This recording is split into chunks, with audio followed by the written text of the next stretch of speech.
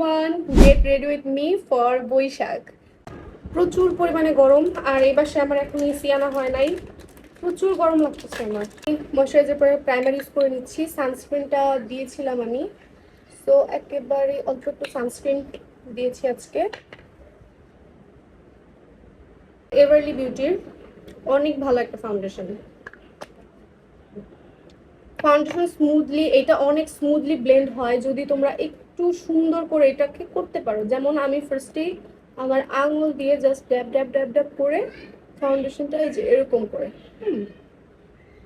সুন্দর করে জাস্ট আমার পুরাটা বেসে বসিয়ে নিব।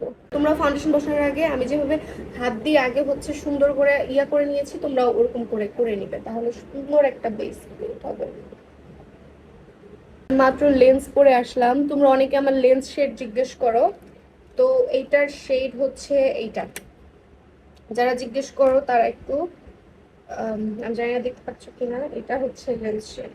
এরপর আমি দিচ্ছি কনসিলার, যেটা আমি মোস্ট অফ দ্য টাইমই ভুলে যাই দিতে। এরপরে দেখো আমি কিন্তু আমার সব থেকে হাইয়েস্ট পয়েন্টগুলোতে কনসিলার ইউজ করছি, আমার আন্ডার আইতে, তারপর হচ্ছে নোসে, কপালে, আর হচ্ছে থুতনিতে।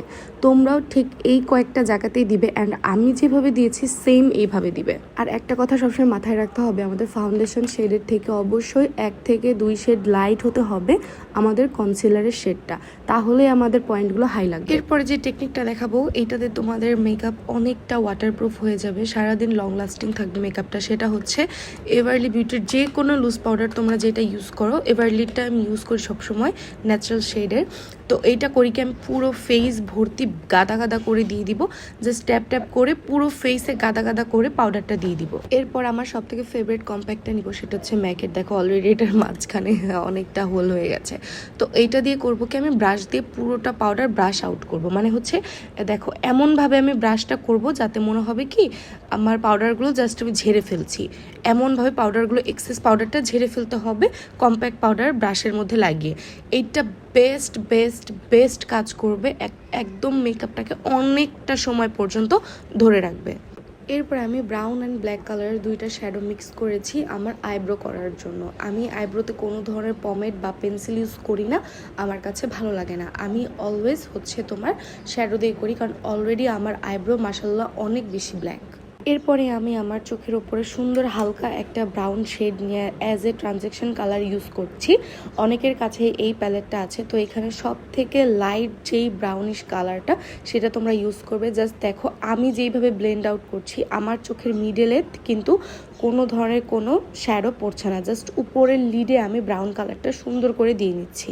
এরপরে আমি ওই সেম প্যালেটটার থেকে একটু ডার্কার শেড নিচ্ছি, যেটা দিয়ে আমি আমার চোখের মিডলে যেখানে আমি কোনো কালার দিইনি, লাইক সাদা লাগছে, ওইখানে ইউজ করব। তোমরা চাইলে এখানে হালকা একটু ব্ল্যাক মিক্স করে নিতে পারো, বাট আমি ওই দিন ব্ল্যাক মিক্স করে নেই, কারণ এটা আমি একেবারেই বিগিনারদের জন্য করছি। যারা একেবারেই তোমার 2-3 মিনিটের মধ্যে খুব ভালো একটা আই লুক চাও, কোনো ধরনের এফোর্ট ছাড়া, শুধুমাত্র তাদের জন্য এটা। শেডটা নিয়েছি, পিঙ্ক কালার শেডটা নিয়েছি, জাস্ট একটু এখানে এখানে এরকম সোয়াচ করে দিবে, জাস্ট একটু সোয়াচ। ওকে, পিঙ্ক কালারের শেড, এই টাইপের পিগমেন্টেড পিঙ্ক কালার নিয়েছি, অ্যান্ড জাস্ট একটু সোয়াচ। লুকটা আমি একটু কাছের থেকে দেখাই, কাইন্ড অফ এরকম আসবে, ঠিক আছে? এই যে কাইন্ড অফ আই লুকটা কাইন্ড অফ এরকম আসবে, ঠিক আছে? দারুণ একটা ট্রিক্স দেখাই তোমাদেরকে। তোমাদের যাদের আইব্রো প্লাক করা থাকবে বা প্লাক ছাড়াও হতে পারে, প্লাক করা থাকলে বেশি সুন্দর হয়, সেইখানে তোমরা কি করবে, একটু হাইলাইটার মিক্স করে সেটা একদম তোমার ব্রাউ বোনে দিয়ে নিবে। এত সুন্দর লাগে এটা, মানে পুরো আই লুকটা চেঞ্জ করে ফেলে, লুকটা অনেক শার্প আনে। যারা প্রথম প্রথম কন্ট্রোল করবে, তোমাদের একেবারেই ভারী কন্ট্রোল করার কোনো দরকার নেই। আমার মতন জাস্ট হালকা একটা শেড উঠাবা, আর ওইটাকে সুন্দর করে আমি যেভাবে নাকে দিচ্ছি ঠিক ওইভাবে দিয়ে নিবা। নোজ কন্ট্রোল করা মোটেও কঠিন কিছু না, বাট প্রথম যদি অনেক বেশি কালার দিয়ে ফেলো সেটা দেখতে খুবই হার্শ লাগে। এর জন্য আমি কখনোই মানে নোজ কন্ট্রোলটা একেবারে গাঢ়ভাবে করি না।